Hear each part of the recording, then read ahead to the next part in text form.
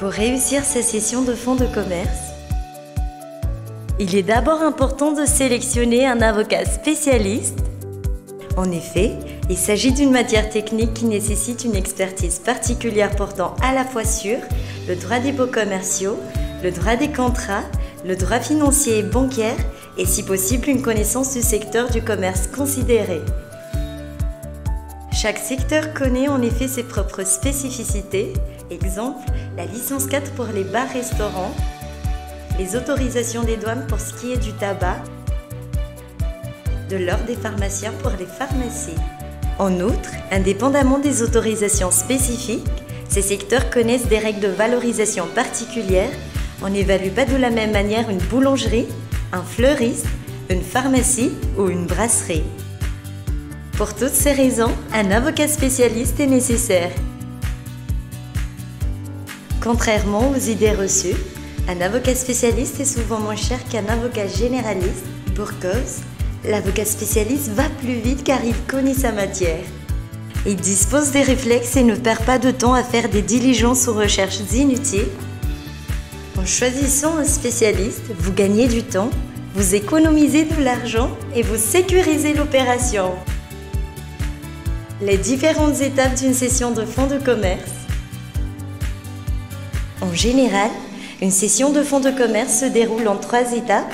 La préparation de signature du compromis de vente, puis, si toutes les conditions sont réunies, la préparation et signature de l'acte définitif de vente, enfin, la réalisation des formalités possession. Les points d'attention particuliers au stade de la promesse de vente. On procédera d'abord à un audit préalable de l'ensemble des éléments composant le fonds de commerce. Audit du bail, éléments financiers, principaux contrats, éventuels contrats spécifiques. Lors de la rédaction de la promesse, on fera attention à la rédaction de certaines clauses, notamment celles liées au financement.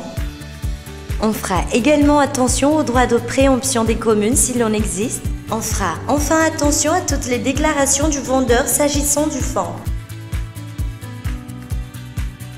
Signature de l'acte définitif de vente, si toutes les conditions sont réunies et que l'acquéreur a obtenu son crédit, les parties pourront prendre rendez-vous pour la signature de vente. La signature pourra avoir lieu au bureau de l'avocat naturellement. Toutefois, rappelez-vous qu'il existe aujourd'hui des systèmes de signature électronique performants.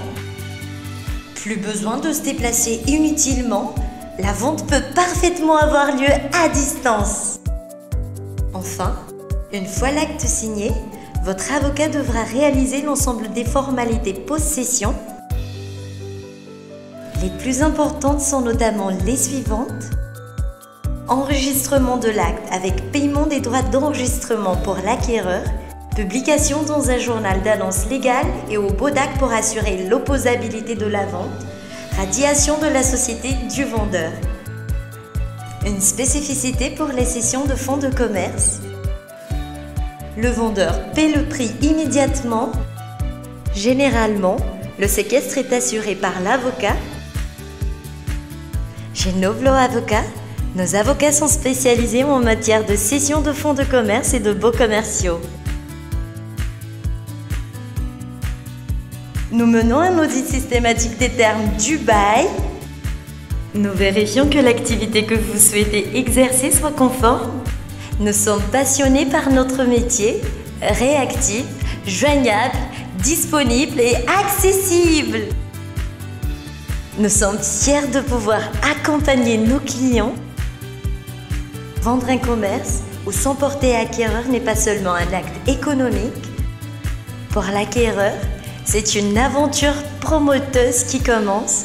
Pour le vendeur, c'est la fin d'un cycle et une page qui se tourne. Enfin, nos tarifs sont clairs et transparents et toujours les plus compétitifs. Ainsi, pour chaque session, nous offrons à nos clients l'ensemble de l'audit juridique, l'analyse du bail n'est pas facturée et nous offrons systématiquement la rédaction des statuts de la société de l'acquéreur. À bientôt chez Novlo Avocats.